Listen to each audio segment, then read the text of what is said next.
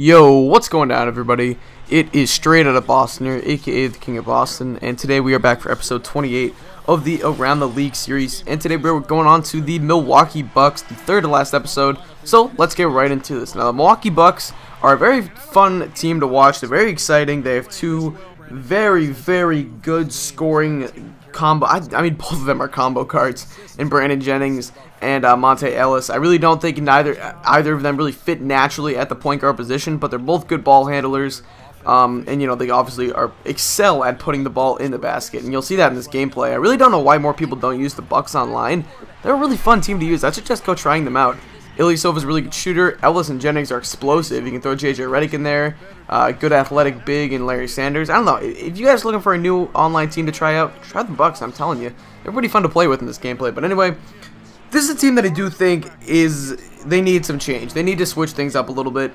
They have some really nice young pieces, and not all of them are extremely young, but Larry Sanders has emerged this year as an elite shot blocking center. I think he's leading the league in blocks per game. I'm not sure. I know he's not leading the league in blocks, but he might be leading them in blocks per game. I'm not too sure on that.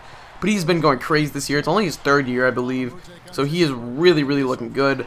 Ersan Ilyasova is a guy that they just re-signed this offseason to a 4-year deal. He's a good guy who can stretch the floor at the power forward position. That's something that a lot of people like. You know, stretch fours are a trending thing in the NBA these days. And I think Ersan Ilyasova fits right into that. So I'd be very excited if I was Bulls fans about Ersan Ilyasova. And those two guys are really, you know, it's good because the thing that this team had lacked for, you know, I don't know, the past couple years at least, has been bigs. And it seems like I think that they found a few guys here in Ilyasova and Sanders. Now I'll move on to Jennings and Ellis. Obviously, the backcourt combo that everyone wants to talk about with this team. You know what? I like Jennings and Ellis, but they're two guys that in my mind have peaked. Like, I don't see either of them getting much better. You know, just in terms of skill-wise, talent-wise, stat-wise, production-wise, anything like that. Obviously, Ellis is kind of in the prime of his career. He's like, what is he, 28, 29, something like that. So there really isn't much to go up for him. You know, he's a good passer for a two-guard. Obviously, an incredible scorer. Very injury-prone. But Brandon Jennings is a guy that I just think, you know, it's almost like a Tyreek Evans situation, which he's regressed every year since he was drafted. I don't know what it is. He hasn't gotten any better. That's not something you want to see out of a rookie. He's a hard worker. I mean, you know, he's a gym rat. It seems like from what I've seen, you know, out of clips and stuff from the Milwaukee Bucks, it seems like he gets in there and he tries to work at the things. I don't know if he's working on the wrong things. You know, I don't know, but his shooting percentage has gone down. I believe almost each year.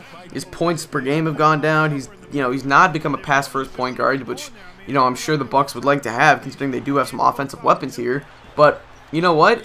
I don't know what it is, and I'm not the biggest fan of Brandon Jennings. I don't know if they're going to try and trade him. You know, I think his contract's up after this year, so they're going to need to either re-sign him. I don't know what type of contract he's going to get.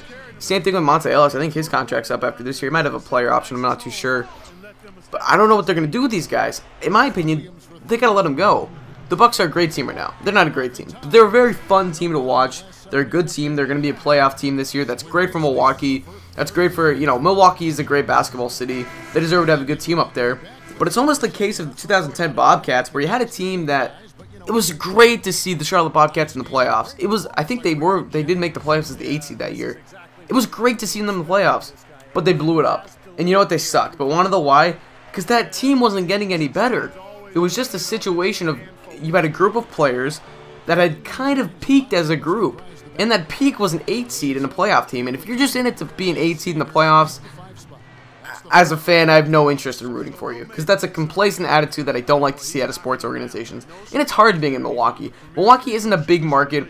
You know, it's not going to attract big-name players. It's hard for them. I'm not saying it's going to be easy. And I'm not saying that they'll be better off than what the Bobcats did.